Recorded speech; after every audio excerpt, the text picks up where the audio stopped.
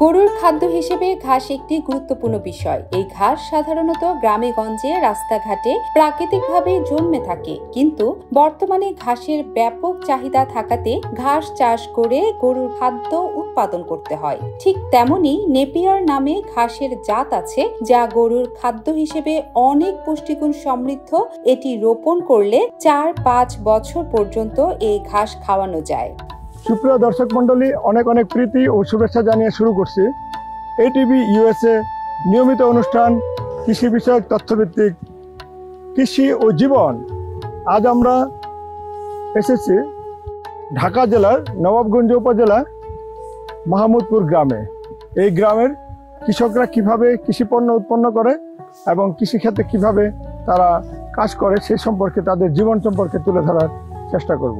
দর্শক, আমরা এই পর্যায়ে দেখানোর চেষ্টা করব যে কৃষকরা তারা যে বিভিন্ন ধরনের তাদের গরুর খাদ্য হিসাবে যে ঘাস উৎপন্ন করে, সে ধরনের একটা ঘাস আমরা দেখতে পাচ্ছি। এক কৃষক ভাই তার নিজের গরুর জন্য ঘাস অলরেডি বড় বড় হয়ে গেছে, ঘাস উৎপন্ন করেছে। সেই ঘাস কিভাবে উৎপন্ন করলো এবং কিভাবে এই ঘাস গরুকে খাদ্য হিসেবে ব্যবহার করা যায় সেই হিসাবে তার কাছ থেকে জানবো। জি, আসসালামু আলাইকুম। ওয়ালাইকুম আসসালাম। জি ভাই, ভালো আছেন? ভালো আছি। ভালো। আপনার নাম কি ভাই? আমার নাম মুরাদ। ভাই, আপনি এখানে কি করতেছেন? গরুর ঘাস কাটতে আসছি। মুরাদ ভাই, আপনি এখানে এটা কি করছেন, মানে কি গাছ লাগাইছেন এখানে যে আপনার গরু খাদ্য হিসেবে ব্যবহার করা হয়? এটা ফার্মি জাতীয় গাছ। এই গাছ খাওয়াইলে গরু সুস্থ থাকে এবং দুধ বেশি হয়। গাভীরে খাওয়াইলেও দুধ বেশি হয়, আর ষাঁড় গরুরে খাওয়াইলেও মোটা তাজা হয়। আচ্ছা আচ্ছা, স্বাস্থ্য ভালো থাকে। আচ্ছা, এই ঘাস আপনি গরুকে খাওয়ালে গরু খুব ভালো থাকে এবং বেশি পরিমাণ দুধ দেয়। গরু ষাঁড় গরুরে খাওয়াইলে ষাঁড় গরু মোটা তাজা হয় এবং অল্প দিনে বড় হয়, গরু সুস্থ থাকে। আর এই ঘাসের গাভীরে খাওয়াইলে দুধ বেশি হয়। এই ঘাসের সব দিকেই সাশ্রয় দেয়। একদিকে হইলো অল্প জায়গা কাটলেই অনেক ঘাস হয়, আর এটা দীর্ঘমেয়াদী, কয়েক দফা কাটা যায়, যাতে 2-3 বছর যায়। আচ্ছা আচ্ছা, আমরা জানি যে এই ধরনের একটা ঘাস লাগাইলে আবার এই ঘাস থেকে আবার নতুন করে ঘাস জন্ম হয়। এই কেটে দিব, আবার এর থেকেই আবার এইভাবে প্রায় একটা ঘাসের থেকে 3-4 বছর পর্যন্ত ঘাস পাওয়া যায়। তাহলে এই ঘাস আমরা রোপণ করে প্রচুর পরিমাণে আমাদের গরু ভালো থাকবে এবং গরুর থেকে আমরা ভালো মাংস পাবো, গরুর থেকে ভালো দুধ পাবো এবং সেই দুধ দিয়ে আমরা বিভিন্ন জাতের মিষ্টি, দই এগুলো উৎপন্ন করতে পারবো। তাহলে আমরা সবকিছুই একটা নিরাপদ খাদ্যও পেলাম এবং ঘাসের কোনো আর থাকলো না এবং গরু সুস্থ থাকলো। তো ধন্যবাদ আপনাকে। আপনার সাথে আবার দেখা হবে কোনো এক সময়। ভালো থাকবেন সেই পর্যন্ত। দর্শক, আমরা এইমাত্র দেখলাম যে গরু খাদ্য হিসাবে যে ঘাস, সেই ঘাস এখন উৎপন্ন করা যায়। গরু এই ঘাসের বীজ অথবা কার্ডিস এখানে লাগিয়ে 1 বছর থেকে 5 বছর পর্যন্ত এই ঘাস এখান থেকে কেটে নিয়ে গরুকে খাওয়ানো যায়। তাহলে গরুর যে খাদ্য হিসাবে যে ইম্পর্টেন্ট যে বিষয়টা, সেটা আমরা এখানে পেয়ে যাচ্ছি যে নিজস্ব জমিতে বিপুল পরিমাণে ঘাস উৎপন্ন করে আমরা গরুকে খাদ্য হিসেবে ব্যবহার করতে পারবো। আমরা আবার অন্য কোনো কৃষকের মাঠে গিয়ে কৃষকের বিভিন্ন ধরনের উৎপাদিত পণ্য এবং কৃষি পণ্য সম্পর্কে আপনাদেরকে জানানোর চেষ্টা করব। গরু একটি গৃহপালিত পশু যা আমাদের খুবই উপকারী। গরু ঘাস, খড়কুটো খেয়ে বেঁচে থাকে। গরু দুধ দেয়, যা আমাদের একটি আদর্শ খাদ্য। গ্রামে প্রায় প্রতি বাড়িতেই দেখা যায় গরু লালন পালন করা হয়। আমাদের উচিত গরুর প্রতি যত্নশীল হয়ে লালন পালন করা। আসসালামু আলাইকুম। ওয়ালাইকুম আসসালাম। কেমন আছেন? আলহামদুলিল্লাহ, ভালো আছি। আপনার নামটা একটু জানতে পারি? আমার নাম আশা আক্তার। আশা আক্তার। এই গ্রামে তো আপনার বাড়ি? জি। তো দেখতে পাচ্ছি এটাই মনে হয় আপনার বাড়ি? জি। যে আপনি তো দেখলাম যে আপনি গরু লালন পালন করেন, পাশাপাশি আবার বাড়িতে গৃহিণী হিসেবে কাজ করেন। আপনি একজন কিষানী। জি। আপনার হাজবেন্ড কি করেন? আমার হাজবেন্ড কৃষি কাজ করে। তাহলে আপনি একজন কিষানী। আচ্ছা, আপনার ছেলে মেয়ে কয়জন? আমার এক ছেলে এক মেয়ে। আচ্ছা, মাশাআল্লাহ। ছেলে কি বড় না মেয়ে বড়? আমার মেয়ের 14 বছর রানিং, ও নিউটনে পড়তেছে, আর ছেলের 4 বছর, এখনো খেলে।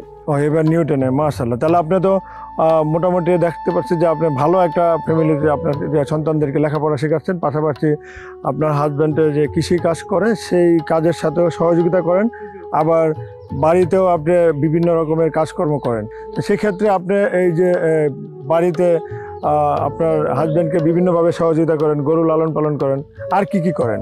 আমার বাসায় আমি 2টা ছেলে মেয়ে আছে, তাদের দেখাশোনা করি।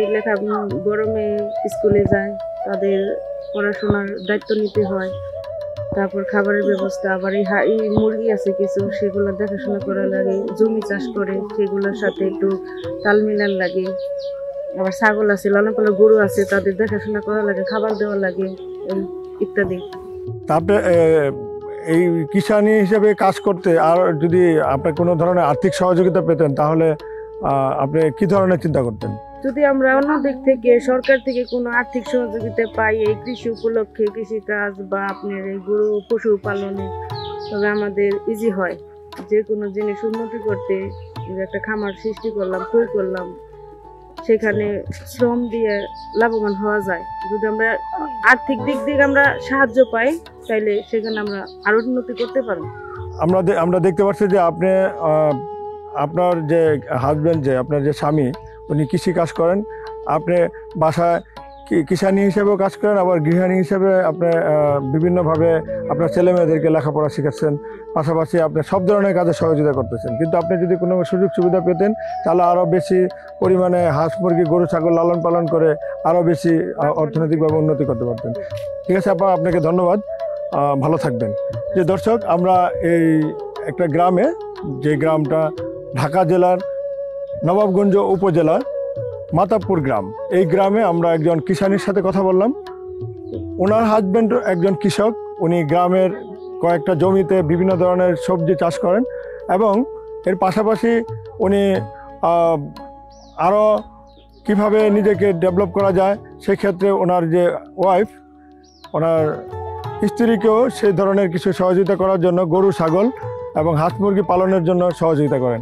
তো দুজনেই মিলে তাদের সংসারে দুটি সন্তান, একজন এবার নিউটনে পড়ে, আরেকজন ছোটো। তো তারা চাচ্ছে যে তাদের সন্তানদেরকে লেখাপড়া করে কৃষকের আধুনিকায়ন কৃষি হিসাবে বা কৃষক হিসাবে কীভাবে গড়ে তোলা যায় সে ব্যাপারে তারা পদক্ষেপ নিচ্ছেন। তো আমরা এখান থেকে বিদায় নিচ্ছি, আবার অন্য কোনো গ্রামে অন্য কোনো এবং কৃষক এবং কিষানীদের তাদের গল্প শুনবো, তাদের কথা শুনবো।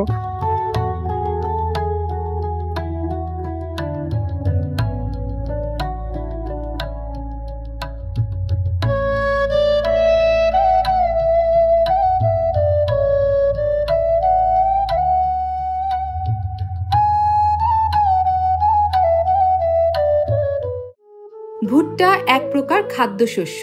এর বৈজ্ঞানিক নাম জে মেজ। এর উৎপত্তি স্থল মেসো আমেরিকা। ধান ও গমের তুলনায় ভুট্টা পুষ্টিগুণ অনেক বেশি। এতে ক্যারোটিন ও ভিটামিন এ থাকে। ভাইজান আসসালামু আলাইকুম। ওয়ালাইকুম সালাম রাহমাতুল্লাহ। জি, ভালো আছেন? আলহামদুলিল্লাহ। কি নাম আপনার ভাই? আমার নাম আজিজুল। আজিজুল ভাই, আচ্ছা আচ্ছা। তো আপনি এখানে দেখলাম যে আপনি ভুট্টা লাগিয়েছেন। আচ্ছা আচ্ছা, ভালো ভুট্টাই তো হয়েছে মনে হয়। আলহামদুলিল্লাহ, প্রথম বুনছি, এবার ভালোই দেখা যায়। আচ্ছা, আলহামদুলিল্লাহ ভালোই দেখা যায়। ও, তো এখানে কতটুকু জমির মধ্যে লাগিয়েছেন? এখানে এক পাখি জায়গা আছে। এক পাখি মানে প্রায় 1 বিঘা জায়গার উপর মধ্যে আপনি ভুট্টা লাগিয়েছেন। 26 তো শতাংশ জায়গা। এবার যে ফলন হয়েছে তাতে কি আপনি সন্তুষ্ট? আলহামদুলিল্লাহ ভালোই, আমি সন্তুষ্টই, ভালোই হয়েছে ইনশাআল্লাহ। আচ্ছা, এই যে আপনি ভুট্টা লাগালেন, আপনি তো অন্য কিছু লাগাইতে পারতেন, অন্য কোনো জায়গায় লাগাইছেন? অন্য কিছু লাগাবো, আমি দক্ষিণ সাইডে পটল বুনছি, শসা বুনছি, আর এটা আর কি ভুট্টা লাগাই। ভুট্টা লাগাইছেন না? তা আপনি অন্য যে জমিতে আপনি অন্য ফসল লাগাইছেন, তো এখানে ভুট্টা লাগানোর কারণটা কি? আপনি ভুট্টা কেন লাগালেন? আপনি তো এখানে অন্য ফসলও লাগাইতে পারতেন। লাগাই পারতাম, লাগাইলাম। এবার প্রথম দেখলাম যে কেমন ফসল হয়, দেখলাম যে না বুনছি ভালোই হয়েছে আলহামদুলিল্লাহ। আলহামদুলিল্লাহ। আচ্ছা, তাহলে আমরা এরপরে আপনাকে এই আপনার অন্য যে ফসল আছে আমরা সেই ফসলের মাঠে যাব ইনশাআল্লাহ, দেখতে পারেন।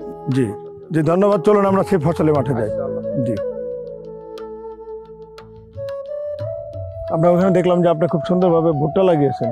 তো এখানে আবার আপনি সম্ভবত পটল লাগিয়েছেন, তাই না? তো এই পটল আপনি আবার এখানে পটল কেন লাগালেন, বা পটল আপনি কি লাভবান হবেন ইনশাল্লাহ?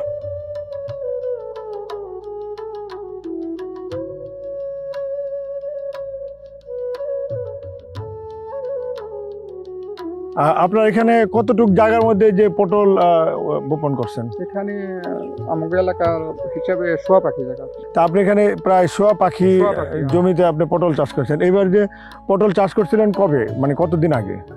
পটল লাগাইছি দ্বিতীয় বছর, 2 বছর হইল আর কি। 1 বছর আগে লাগাইছি। একবার খাই আবার গাছ কাইতে হালাইছি, আচ্ছা কিছু ডাটা রাইখে হ্যাঁ। আবার ফিরে এই জাংলা উঠাই দিছি, মানে এখন নতুন আবার পুকুর সাথে আছে।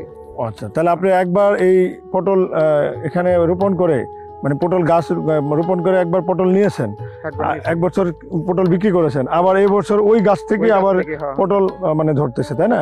তাহলে তো মানে ভালো একটা অবস্থান যে আমরা এক বছর লাগানোর পরে আমরা 2 বছর পর্যন্ত ফল পাচ্ছি। এটা কি 3য় বছর পর্যন্ত করা যাবে?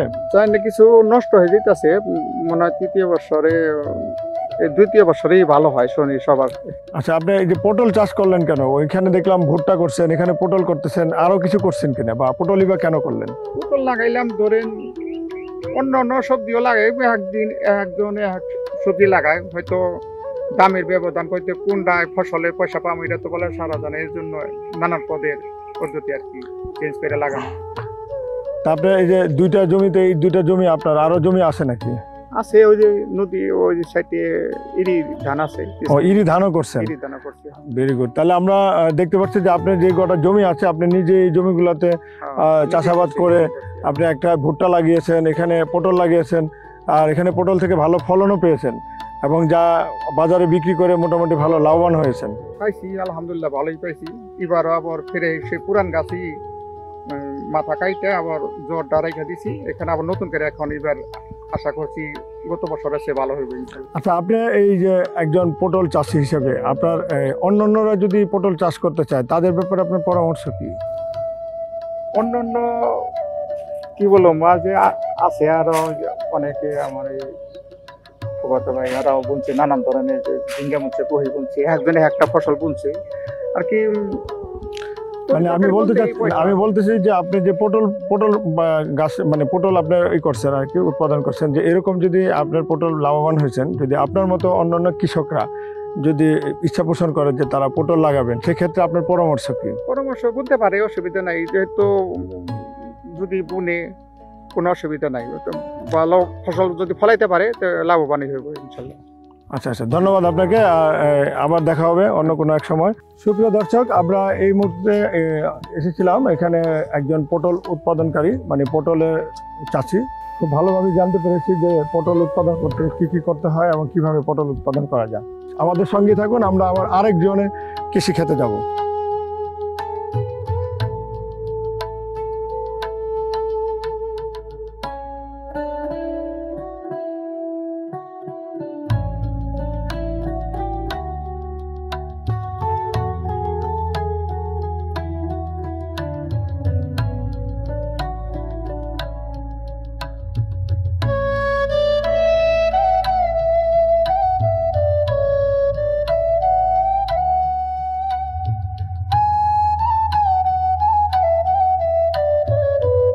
শসা একটি অতি পরিচিত সবজি যা আমরা সালাদ হিসেবে গ্রহণ করি। কিছু জমিতে নিরাপদ পদ্ধতিতে শসা চাষ করা হচ্ছে, যাকে আমরা মালচিং পদ্ধতিও বলি।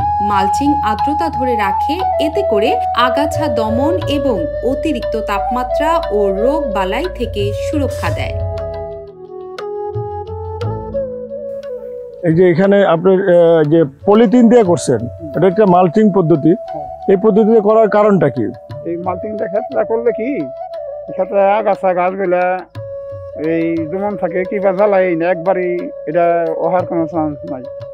কিন্তু সাইডে যে গাছগুলা গেলে অল্প সময়ের মধ্যে দেখা গেছে ওই 2টা কোদাল ধরলে 15 মিনিট একটু চার্জ দিলে গাছগুলি শেষ হয়ে গেল। এটার মধ্যে গাছটা নিরাপত্তা থাকলে কি, এটার মধ্যে কোনো ওই বাজে পোকামাকড় দ্বারা এটা অনেকটাই সেফ থাকে। কিন্তু ওই মালটাও গাছটারও কোনো রোগ দেখা দিবি অনেকটাই যেমন থাকে, খুব ভালো থাকে গাছগুলো। আমরা দেখতে পাচ্ছি যে পুরো আপনি যতটুকু জমিতে লাগিয়েছেন, কতটুকু জমি লাগিয়েছেন এখানে? 24% জায়গা। 24, আচ্ছা 24% জায়গায় আপনি যে মালচিং সিস্টেমে করছেন, মালচিং সিস্টেমে একটা শসা করছেন মনে হয় না? এখনো শসা তেমন ভাবে হয় নাই, অল্প কিছু ফুল আসছে। ও আচ্ছা আচ্ছা, অলরেডি হয়েছে আর কি না? মানে এই শসাটা তো মোটামুটি নিরাপদ শসা। হ্যাঁ, এটা নিরাপদ শসা। আমরা এই যে শসা এইভাবে রোপণ করার কারণে আমরা দেখতে পাচ্ছি যে আপনার এই ফসলটা হবে একেবারে নিরাপদ নিরাপদ। হ্যাঁ। এবং কোনোভাবেই এই ফসলে কোনো বেশি পোকামাকড়ের আশ্রয় নিবে না। না, এই যে এই মালচিং দেওয়ার ব্যাপার স্যাপার আছে, এই যে আলোতে এটা অনেক পোকা হয়ে যায়, অনেকটা সেফ থাকে, পোকাটা কম ধরে। যে আপনি কি এভাবে করাতে আপনি কি লাভবান হবেন আপনি মনে করেন? ইনশাল্লাহ এটা অন্যান্য ওই মালচিং পেপার ছাড়া যে ক্ষেতগুলা ওগুলি অনেক আগাই না, অনেকই এই মোটামুটি ভালো, সব দিক দিয়ে ভালো। যে কৃষকের সম্পর্কে কিছু বলেন যে অন্যান্য কৃষকরা যেন এই ধরনের পদ্ধতি অবলম্বন করে। এটা যদি এইভাবে কাজ করে সঠিক পথে, তাহলে এটা ঠিকই লাভবানের কাজ। কিন্তু তারপরেও একটা বিষয় আছে, এইটা আপনার শীতের মৌসুমের একটা সময়, ওই সময়টা এটার 100-র মধ্যে 100 কাজ করে, কিন্তু এই সময়টা কাজ ভালো করে। কিন্তু হইলো গরমের সিজনে পেপারটা একটু কাজ কতটুকু সামাল দিয়া পারে না। পারে না। আচ্ছা। কেন পারে না? তাপমাত্রাটা খুব বেশি। এটা তো যতই রোদ ফিরাই রাখুক, তারপরে ওর ভিতরে একটা হিট আছে, গাম আছে, কিন্তু ওই জিনিসটা অগ্রহায়ণ, পৌষ, মাঘ, ফাল্গুন এই পর্যন্ত মানে আপনি বলতে চাচ্ছেন যে এই যে শীত মৌসুমে এই ধরনের পলিথিন বা এরকম মালচিং পদ্ধতি যদি করা হয় একটু বেশি ভালো। তাহলে একটা চমৎকার মানে আইডিয়া বা একটা পদ্ধতি, যে যদি জমিতে এই ধরনের মালচিং সিস্টেম করে কোনো ফসল ফলানো যায় তাহলে সেখানে খরচের পরিমাণও কমে যাবে এবং ফসলও ভালো হবে, ফসলের মানও ভালো হবে এবং ফসলের পোকামাকড়ের হাত থেকে অনেকটা রক্ষা পাবে। এবং আপনার এই গাছগুলা যদি সরাসরি গাছ মাটির মধ্যে থাকতো, এই গাছটার এই চেহারা, এরকম শ্বাস, ফল এত সুন্দর, এত চকচকে হতো না, এগুলি থাকতো না, এত চকচকে থাকতো না। তাহলে আমাদের বৃষ্টি হইতো কিংবা আমি নিজে পানি দিতাম, এই গাছটা মাটির মধ্যে পড়ে গাছটার যে একটা আপনার এই যে এইগুলি আছে, সঙ্গেগুলি আছে, এগুলি কানা হয়ে যেত। তাহলে মানে আমার চকচকা রয়ে গেছে গা, এইদিকে আমার ফল ফসল অনেক আগাই না, অনেক ভালো অবস্থান হয়েছে। তাহলে আমাদের মনে করেন যে এইভাবে এখন ফসল উৎপাদন করাটাই আমাদের জন্য অনেক ভালো। তাহলে আপনি অন্যান্য কৃষকদেরকে বলবেন এই মালচিংটা, এটার এমনি সাধারণ একটা কাগজের বলে রোদ্রের মধ্যে খাড়া থাকবেন, শরীরে অনেক তাপ লাগবে, আর যত রোদই থাক এটার বলে খাড়াইলেও ওই তাপটা হিটটা এই ফিরাই রাখে, এটা হিটটা কম থাকে। তা আপনি এখানে এই প্রায় 24% জমিতে শশা চাষ করছেন না? তা আমরা এই যে এই শশা আমরা কত দিনের মধ্যে তুলতে পারবো, আর কয়দিন লাগবে? মোটামুটি 35 দিন হয়েছে, 45 দিন আমি শশা পাই। মানে আগামী 10 দিন পরে আপনি এখান থেকে ইনশাআল্লাহ শশা পাবেন। দেখা দিব, ওই যে আচ্ছা, বড় করাগুলি দেখাইলাম, এই করাগুলি দেখেন 10-12 দিনে ফিটিং হয়ে যাবে শশাটা। তা আপনার এখানে এই যে এই মালচিং পদ্ধতিতে করাতে আপনি চিন্তা করতেছেন যে এখন অন্যান্য মানে কৃষক যে আরো এখানে দিনমজুর লাগবে সেটা কমে যাবে, তারপর উৎপাদন বাড়বে, উৎপাদন বাড়ার ফলে আপনি বেশি পরিমাণে বিক্রি করতে পারবেন, আপনি লাভবান হবেন, এটাই তো কথা। আচ্ছা, প্রত্যেকটা মানুষ চায় যে একটা ফসল ফলানোর পরে মানে ভালোভাবে উৎপাদন হোক, ফসল ভালো পাক এবং সেটা তার লাভের দিকে আসুক। তা আপনি এই ধরনের চাষাবাদে খুশি? হ্যাঁ, আমি খুব খুশি। আমি আবাদটা করছি, আমার কাছে খুব ভালো লাগতেছে। কিন্তু এটার আগেও আমার ছোট ভাই আমি করে দিছি একটা কি জায়গা কিছুদিন আগে, ওইটাও খুব ভালো ফলন মোটামুটি হয়েছিল, কিন্তু ওই শিয়ালে কিছু মাইর দিয়ে হালাইছে, ওই শিয়ালে আক্রমণ করছে। আচ্ছা, চারপাশ দিয়ে কি বেড়া দিয়ে দেওয়া যায় না? বেড়া দিছি, এই যে অলরেডি বেড়া দেওয়া আছে, চতুর্দিকে ঘুরাই বেড়া দেওয়া আছে, কিন্তু তারপরও কাইটা ঢুকে। ও আচ্ছা, শিয়াল একটা আক্রমণ করে আর কি। শিয়াল তাড়ানোর কোনো ব্যবস্থা আছে নাকি? আচ্ছা, এই ধরনের কোনো প্রযুক্তি থাকলে ভালো হতো, যে প্রযুক্তির মধ্যে যদি একটু বেশি করে একটু দাবার দেয় কিংবা একটু আক্রমণ করি, তাইলে করে কি আরো বেশি আক্রমণ করে। তাহলে আপনি এইভাবে উৎপাদন করাতে অন্তত ফসল ভালো হবে, এটা প্রত্যাশা করছেন আর কি। জি দর্শক, আমরা এই মুহূর্তে যে যার সাথে আলোচনা করলাম, তিনি এই শশা কিভাবে মালচিং পদ্ধতিতে উৎপাদন করা যায় সেই ব্যাপারে খুব সুন্দর ব্যাখ্যা দিলেন এবং তিনি খুব খুশি যে খুব সুন্দর গাছ রোপণ হয়েছে এবং গাছ খুব সুন্দরভাবে বেড়ে উঠছে। এবং এই শশা যখন আগামী 2 বা 10 দিন 15 দিনের মধ্যে যখন সে এটা ঘরে তুলবে, তখন তার মনের মধ্যে একটা আনন্দের জোয়ার বইবে।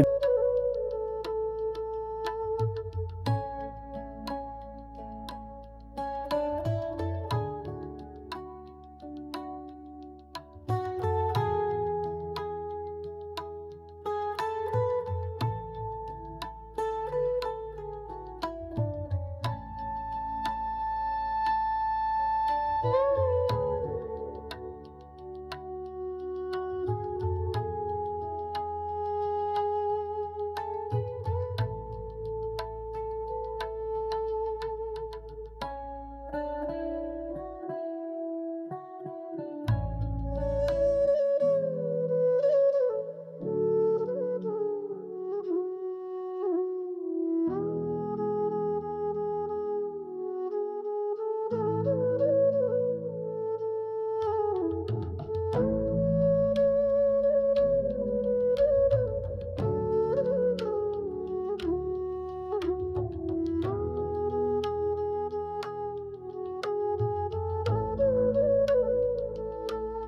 আলাইকুম।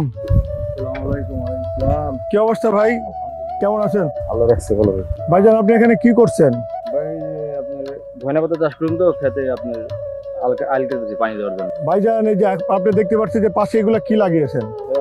চাইনিজ লেটুস পাতা। আচ্ছা, আপনি আর এই লেটুস পাতা আর ধনিয়া পাতা ছাড়া আর কি কি লাগিয়েছেন এখানে? এছাড়া আপনার আছে করলা আছে, ধন্দল আছে, আপনার ঝিঙ্গা আছে, পুহি আছে, শসা আছে, পুঁই শাক আছে।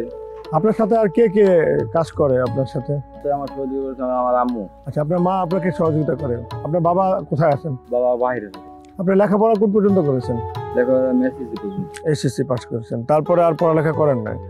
আপনার এই ধরনের কাজ করতে কি আপনার খুব ভালো লাগে? জি। কৃষি কাজ করতে ভালো লাগে, কারণ কৃষিতে শান্তি আছে। এই যে কি সুন্দর আবহাওয়া, আবহাওয়াতে কাম কাজ করে শরীরে ভালো থাকতেছে, আপনার শরীরে খারাপ নাই। শরীরে থাকলে আপনার বাসা থাকলে শরীরে আপনার মন্দ হয়ে যায়, অন্যরকম হয়ে যায়। কিন্তু কাজ কাম করে শরীর ঠিক থাকে, অসুখ বিসুখ কম হয়। তা আপনি চিন্তা করেন যে না, আমি যদি ভালো একজন উদ্যোক্তা হই, ভালো কৃষক হই, তাহলে আমি এই দেশে বিদেশে গিয়ে যে পরিমাণ আপনি ইনকাম করতে পারবেন তার থেকে বেশি ইনকাম করতে পারবেন। ঠিক আছে, আজকে এ পর্যন্তই। ভালো থাকবেন, দেখা হবে আবার।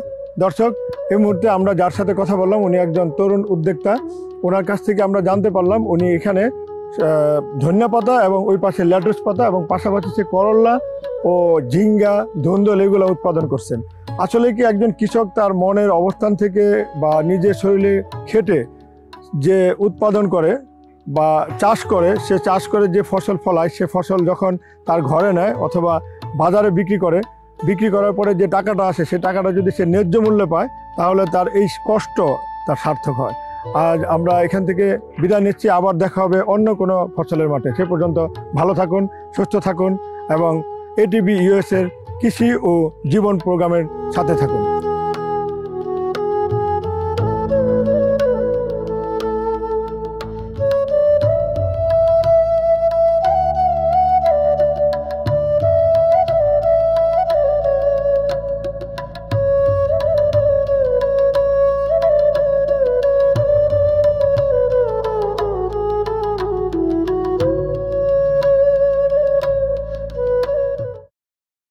এটিভি ইউএসএ, বিশ্বজুড়ে বাঙালিয়ানা।